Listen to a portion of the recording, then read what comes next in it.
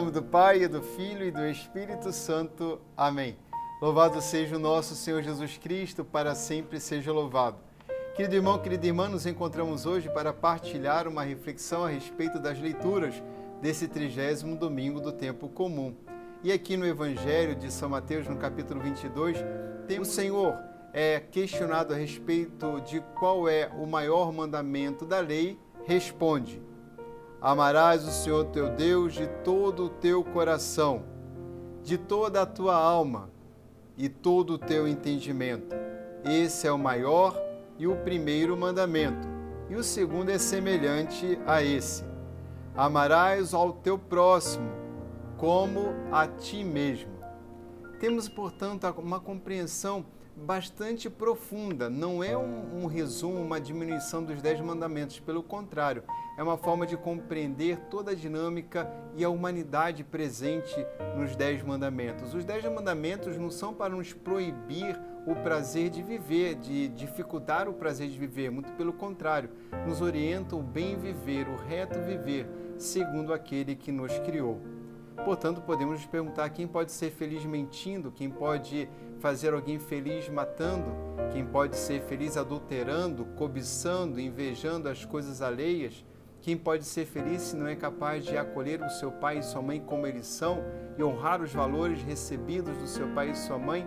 Aquilo que o Senhor nos coloca no Evangelho fica muito claro num trecho retirado do Antigo Testamento do livro do Êxodo. O Senhor ali nos revela de modo muito claro o quanto Ele se preocupa com os fracos, com os mais pobres, e dentro daquele contexto, portanto, o estrangeiro, aquele que precisa de hospedagem, de acolhimento, aquele que vem de fora, certamente em situações bastante adversas, porque viver naquela época, não como hoje, em que muitos querem morar no exterior, às vezes nos primeiros anos até é interessante, mas nem todo mundo se adapta.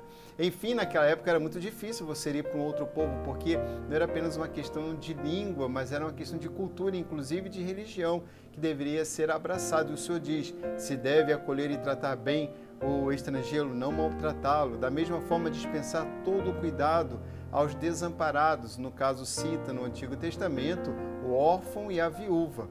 Então, o nosso Deus é um Deus misericordioso e que olha para a nossa conduta, porque nós devemos agir com misericórdia. Se alguém fica por uma questão de dívida sem aquilo que lhe protege, devemos devolver aquilo que a pessoa precisa para a sua subsistência.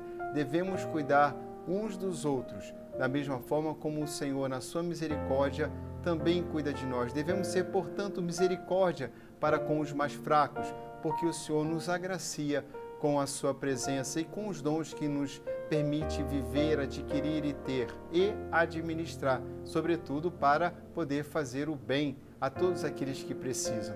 Querido irmão, querida irmã, é assim que nós compreendemos a dinâmica do amor a Deus e ao amor ao próximo. Devemos amar totalmente a Deus. Neste mesmo amor, os outros mandamentos surgem para indicar como cumprir concretamente este amor a Deus. O amar a Deus sobre todas as coisas exige, então, que nós manifestemos este amor no amor às pessoas, sobretudo, como vimos, aos mais frágeis. Não devemos esquecer que exatamente essa dinâmica do amor, amar a Deus, primeiramente, exige de nós um momento de grande intimidade com Ele, porque é na intimidade, eu quero dizer, na oração, que podemos cultivar este amor a Deus. Bem como também, a partir desta intimidade com Deus, devemos nos lançar no amor aos irmãos, na medida de poder dar aquilo que de Deus recebemos. Recebemos o amor, recebemos os bens, as capacidades e os dons que nos permitiram adquirir os bens que nós temos.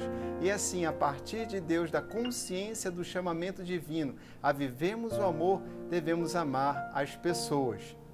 Paul Ricoeur vai dizer: minha vida interior é fonte de minhas relações exteriores. Fazendo uma síntese de tudo que vimos até agora, podemos dizer que há duas formas de servir.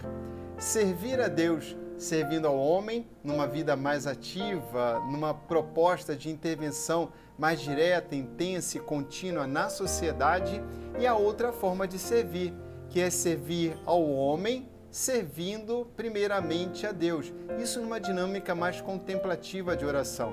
Portanto, nós não podemos excluir a dinâmica da vida contemplativa, bem como também da vida mais ativa, sendo que um não exclui o outro. Devemos compreender que, inclusive, na vida da maioria dos cristãos batizados, essa dinâmica existe. Momentos de maior contemplação, necessariamente a oração, e a partir da oração no nosso dia a dia, no nosso trabalho, nas atividades seculares, nos nossos compromissos e responsabilidades, dentro da nossa profissão, do nosso trabalho e, sobretudo, dentro da nossa família, devemos então servir a Deus, servindo, amando as pessoas. Esta dinâmica implica, manifesta o movimento, inclusive, da nossa respiração, o inspirar e o expirar. As duas fazem parte, portanto, da dinâmica da vida, a vida de oração e a vida de serviço ao outro.